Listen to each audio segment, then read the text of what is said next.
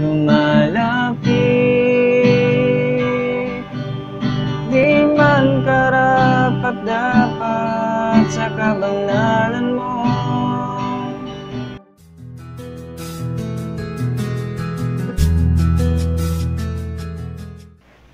And guys, the first chord na gagamitin natin ay G major, the G chord. And then the second one is the C or C add 9. And then D major. And then E minor 7 or A minor. So yan lang yung mga chords na gagamitin natin guys. So 1, 2, 3, 4. Only 4 chords lang din siya. Then sa intro natin, pwedeng yung chords natin ay ganun din. Or you can have this one. G major, C major or C add 9, and then D. Then the strumming pattern natin dyan, down, up, up, down, up, up, down. So down, up, down, up, down. So ulitin natin. Down, up, down, up, down, down, up, down, up, down, down, up, down.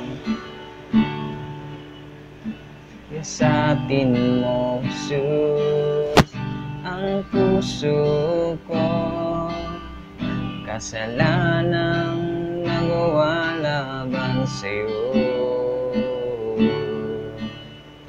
Nagtatapat, sumasamo, mudulog sa harap ng banal mong trono. So yung ginawa ko lang dyan ay sa G, una ay sa G. Yung chords natin ay G, A minor 7, C, and then D. Yan sa verse natin. Then the strumming pattern is the same, down, up, down, up, down. Siya sa atin mo, so parang ano, so parang yung unahin mo ay yung siya sa may sa, hindi ka na papasok ng chords sa may G major. So, di ba tapos na tayo mag-intro?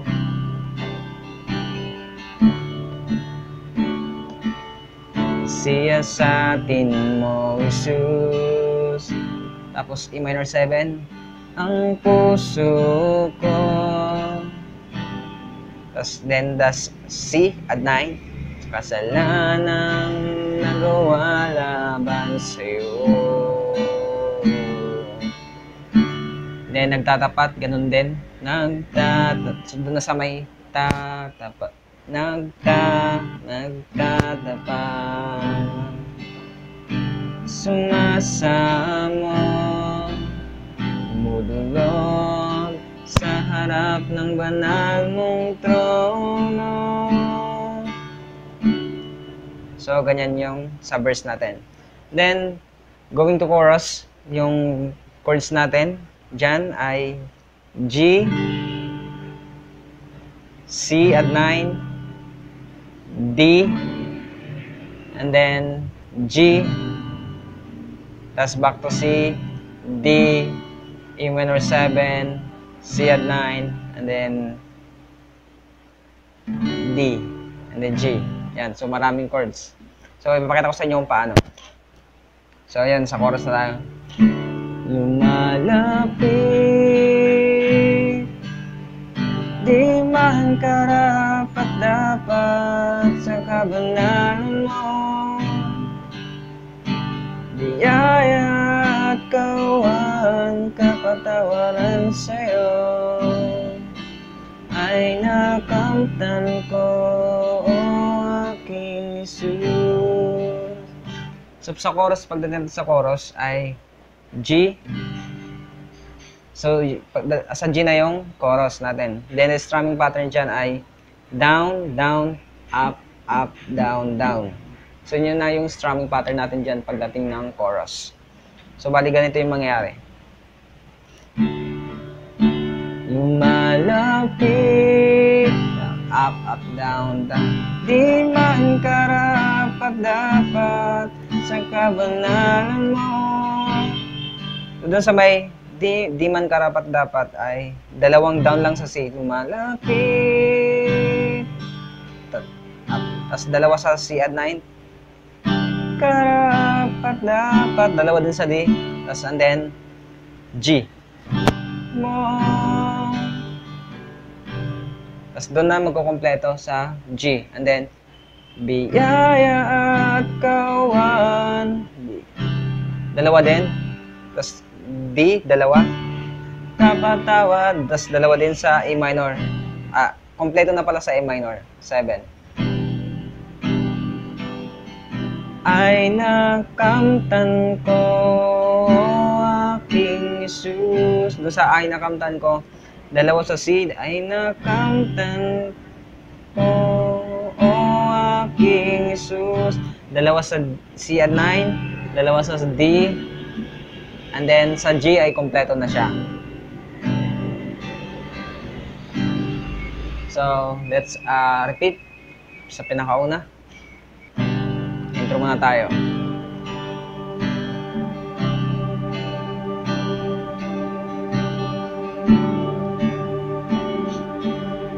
Siya sa atin mo, Jesus, ang puso ko.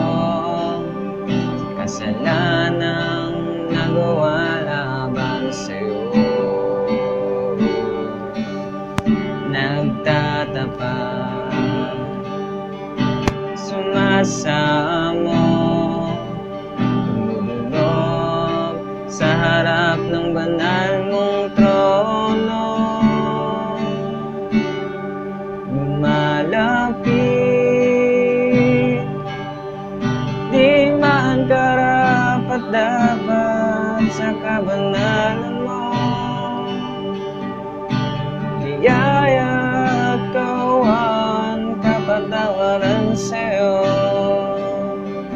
ay nakamtan ko aking Jesus.